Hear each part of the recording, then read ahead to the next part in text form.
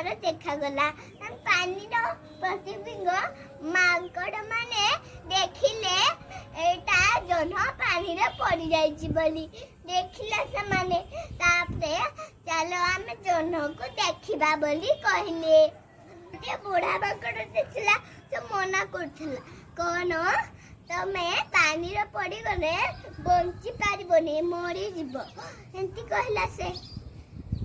ତାପରେ ଗୋଟିଏ ଧରିଲା, ଗୋଟେ ମାଙ୍କଡ ଧରିଲା, ତା ଲାଙ୍ଗୁଡକୁ ଆଉ ଗୋଟେ ମାଙ୍କଡ ଧରିଲା।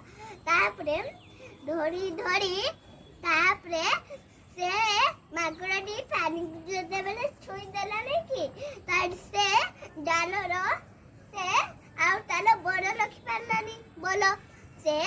ତାପରେ ସେ ଡାଲଟି ଭାଙ୍ଗି ଗଲା।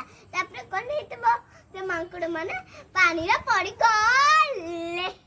ବଡ ମାନଙ୍କ କଥା ମାନିବା ଉଚିତ।